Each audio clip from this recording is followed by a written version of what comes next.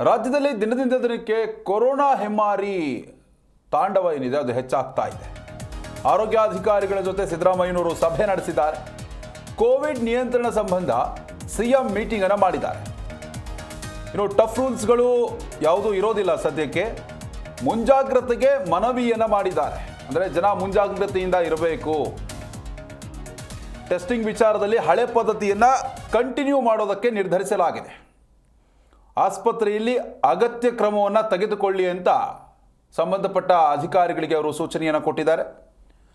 ಕೇಂದ್ರದ ಅಭಿಪ್ರಾಯ ಪಡೆದು ವ್ಯಾಕ್ಸಿನ್ ಹಂಚಿಕೆ ಬಗ್ಗೆಯೂ ಕೂಡ ಮಾತುಕತೆ ನಡೆಸಲಾಗಿದೆ. ಇನ್ನು ಸಭೆ ಬಳಿಕ ಆರೋಗ್ಯ ಸಚಿವ ದಿನೇಶ್ ಗುಂಡೂರಾವ್ ಈ ರೀತಿ ಹೇಳಿಕೆಯನ್ನು ಕೊಟ್ಟಿದ್ದಾರೆ. ವ್ಯಾಕ್ಸಿನ್ ನೀಡೋ ಕುರಿತು ಸಿಎಂ ವರದಿ ನೀಡಿ ಎಂದಿದ್ದಾರೆ.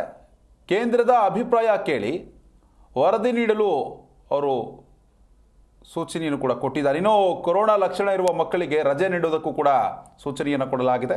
ಶಾಲೆಯ ಆಡಳಿತ ಮಂಡಳಿಯ ಗಮನ ನೀಡುವಂತೆ ಅಂದರೆ ಶಾಲೆ ಆಡಳಿತ ಮಂಡಳಿ ಏನಿವೆ, ಮಕ್ಕಳಲ್ಲಿ ಏನಾದರೂ ಕೊರೋನಾ ಸಿಂಪ್ಟಮ್ಸ್ ಕಂಡು ಬಂದಂತಹ ಸಂದರ್ಭದಲ್ಲಿ ಅವರ ಬಗ್ಗೆ ಗಮನ ಹರಿಸಬೇಕು ಅನ್ನೋ ಒಂದು ಸೂಚನೆಯನ್ನು ಕೊಟ್ಟಿರುವಂಥದ್ದು. ನೋಡಿ, ಕೊರೋನಾ ಕೇಸ್ಗಳ ಸಂಖ್ಯೆ ಹೆಚ್ಚಾಗ್ತಾ ಇದೆ. ಹೀಗಾಗಿ ಕೊರೋನಾ ಯಾವ ರೀತಿಯಾಗಿ ರುದ್ರ ತಾಂಡವ ಆಡಿತ್ತು, ಎಷ್ಟು ಜೀವಗಳನ್ನು ಬಲಿ ತೆಗೆದುಕೊಳ್ತು, ಆಮೇಲೆ ಏನೆಲ್ಲ ಆಯಿತು, ಲಾಕ್ಡೌನ್ ಆಯಿತು, ದೊಡ್ಡ ಸಮಸ್ಯೆ ಉಂಟಾಯಿತು ದೇಶಾದ್ಯಂತ.